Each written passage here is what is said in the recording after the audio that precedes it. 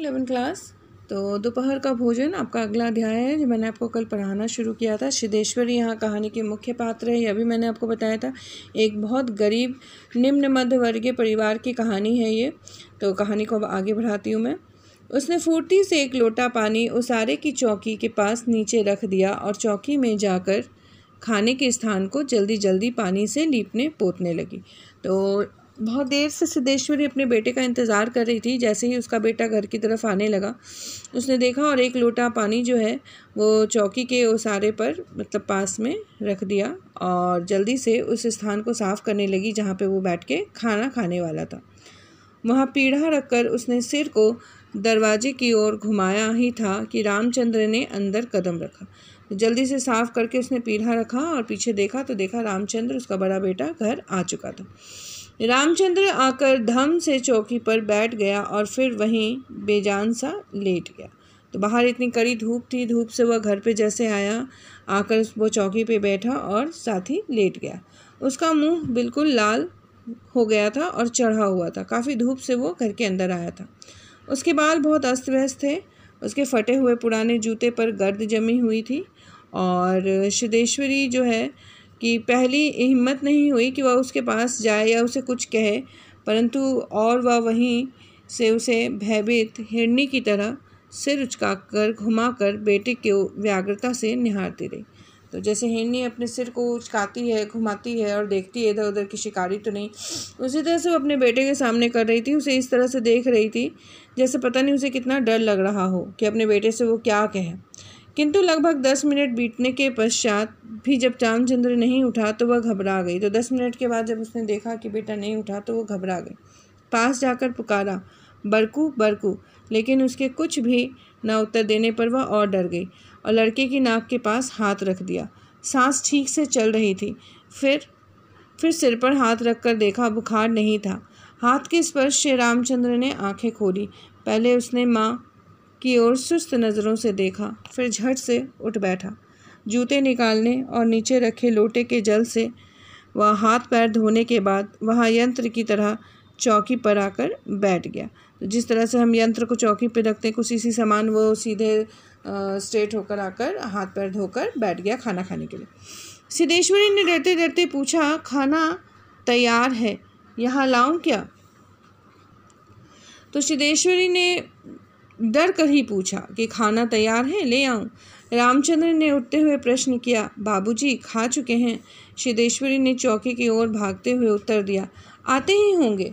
तो खाना जब उसे देना था तो वो जल्दी से उठती है और खाना लेने के लिए चौके की तरफ, रसोई की तरफ जाती है और कहती है कि तुम्हारे बाबूजी भी अभी आते ही होंगे, आएंगे तो उनको खाना देंगे।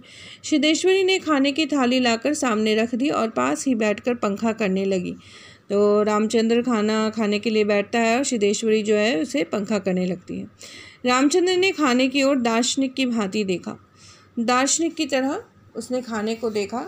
जो दार्शनिक होते हैं किसी भी चीज़ को बहुत गौर से और बहुत सूक्ष्म नेत्रों से देखते हैं, जो बहुत सूक्ष्म कण तक देखते हैं, वैसे दार्शनिक की तरह उसने खाने को देखा।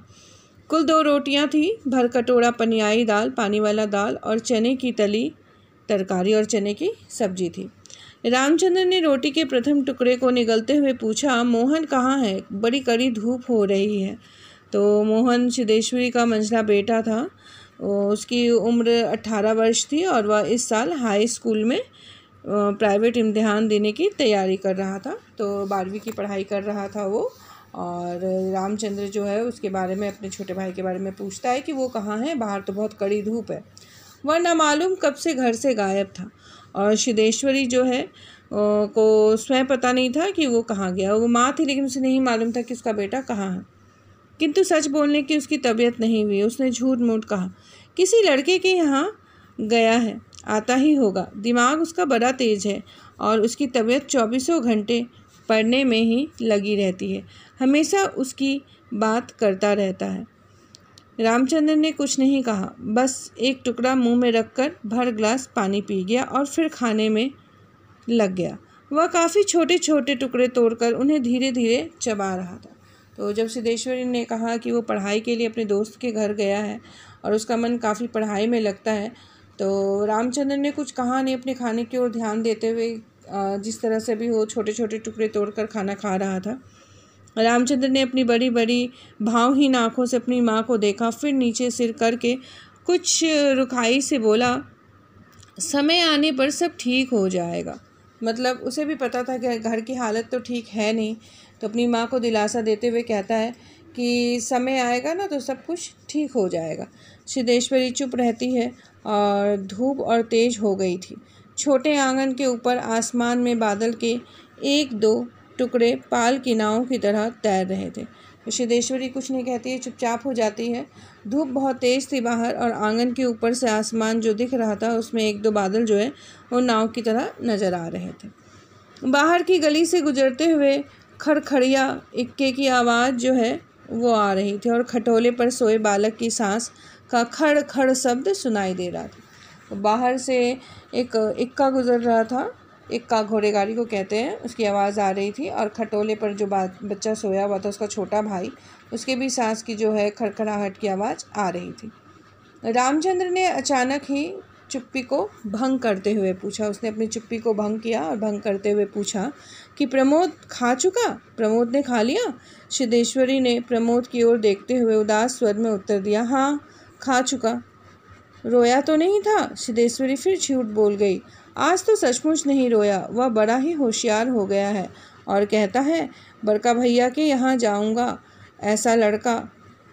तो इस तरह से वो जो है झूठ मूठ का अपने बेटे के बारे बोलती है, पहले मझले बेटे के बारे, अब छोटे बेटे के बारे, कि बड़े भैया के पास जाऊंगा, बड़े भैया के पास जाऊंगा कह रहा था, रो नहीं रहा था। तो इस तरह की झूठी झूठी बातें जो है वो अपने बड़े बेटे को कहती है, ताकि वो चाहती कि परिवार जो है वो एक सूत्र में बंधा रहे। परिवार गरीबी से गुजर रहा था, पर वह आगे कुछ ना बोल सकी, जैसे उसके गले में कुछ अटक गया। कल प्रमोद ने रेवड़ी खाने की ज़िद पकड़ ली थी और उसके लिए 1.5 घंटे तक रोने के बाद सोया था। तो एक रेवड़ी मिठाई जो होती है वो आपको तिलकुट और तिलवा जो मिलता है उसी के समय मिलता है, वैसी मिठाई को खाने का ज़िद कर रहा था उसका छोटा भाई, और नहीं मिलने पर वो 1.5 घंटे तक रोता रहा।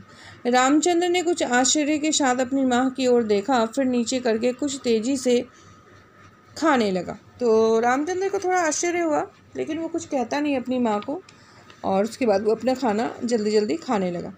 थाली में जब रोटी का केवल एक टुकड़ा शेष रह गया तो सिद्धेश्वरी ने उठने का उपक्रम करते हुए प्रश्न किया, एक रोटी और लाती हूँ? तो सिद्धेश्वरी ने फिर कहा कि एक रोटी और ले आती हूँ। तो रामचंद्र हाथ से मना करते हुए हड़बड़ा कर बोल पड़ा, नहीं नहीं, ज़रा भी नहीं, मेरा पेट पहले ही भर चुका है, मैं तो यह भी छोड़ने वाला हूँ, बस अब नहीं। सिद्धेश्वरी ने जिद की। अच्छा आधी ही सही, रामचंद्र बिगड़ उठा। अधिक खिलाकर बीमार डालने की तबीयत है क्या? तुम लोग जरा भी नहीं सोचते हो, बस अपनी जिद। भूख रहती तो क्या ले नहीं लेता? तो घर में खाने को तो वैसे अनाज है नहीं, और फिर सिद्धेश्वरी जिद करती है अपने बड़े बेटे से कि और एक रोटी ले लो। तो उसे पता है घर की हालत कैसी है, तो झट से वो अपनी माँ को डांटते हुए कहता है कि तुम मुझे अधिक खाना क्यों खिलाना चाहती हो? मेरे पेट में जगह नहीं है, और अगर अधिक मुझे खिलाओगी मेरे को उल्टी और पेट दर्द होगा। तो क्या तुम वही चाहती हो, मुझे बीमार करना चाहती हो? सिद्धेश्वरी जहाँ की तहाँ बैठी रह गई, फिर वह नहीं उठी। रामचंद्र ने थाली में बचे हुए टुकड़े से हाथ खींच लिया और लोटे की ओर देखते हुए कहा, माँ पानी लाओ। सिद्धेश्वरी लोटा लेकर पानी लेने चली गई। रामचंद्र ने कटोरे को उंगलियों से बजाया, फिर हाथ को थाल में रख दिया। 1-2 क्षण बाद रोटी के टुकड़े को धीरे से हाथ से उठाकर आँख से निहारा, और अंत में इधर उधर देखने के बाद टुकड़े को मुंह में इस सरलता से रख लिया जैसे वह भोजन का ग्रास ना होकर पान का बीरा हो। तो जैसे ही सिद्धेश्वरी लोटा भरकर लाने लगती है तो जो आखिरी कौर था रोटी का उसको वो उठाता है, और बड़े धीरे से कटोरी से अपना हाथ साफ करते हुए सब्जी को लेते हुए किसी तरह से अपने मुंह में उसे बड़े सरलता से धीरे से रखता है, जैसे कि उसने अपने मुंह में पान रखा हो। तो यहाँ दोपहर के भोजन में आपको समझ में आ रहा होगा कि घर की स्थिति क्या थी, और सिद्धेश्वरी झूठ सच कर रही है ताकि बच्चे जो हैं वो आपस में प्रेम की डोर से बंधे रहें। मंझला लड़का मोहन आते ही हाथ पैर धोकर पीढ़े पर बैठ गया। अब जो मंझला लड़का है वो जल्दी से घर आया और आकर हाथ पैर धोया और पीढ़े पर बैठ गया। वह कुछ सांवला था और उसकी आंखें छोटी थी। उसके चेहरे पर चेचक के दाग थे। वह अपने भाई की ही तरह दुबला पतला था, किंतु उतना लंबा नहीं था। वह उम्र की अपेक्षा कहीं अधिक गंभीर और उदास दिखाई पड़ रहा था। बहुत अधिक उदास था, बहुत गंभीर था। उसे भी घर की हालत पता थी, तो घर के किसी भी सदस्य से घर की हालत छिपी नहीं थी। घर में खाने तक को ढंग से अनाज न था और गरीबी बहुत थी, ढंग का काम नहीं था पिताजी भाई के पास, और उसे अपनी पढ़ाई भी पूरी करनी थी। तो उम्र के अनुसार देखा जाए तो वो बहुत उदास था और बहुत गंभीर भी था। ठीक है, तो अब आपको घर की हालत तो पता चल चुकी है और सिद्धेश्वरी का पात्र भी आपको समझ में आ गया कि माँ अपने घर को किस तरह से संजो कर रखना चाहती। तो आज हम यहीं तक करते हैं, अगले वीडियो में बाकी करेंगे। धन्यवाद।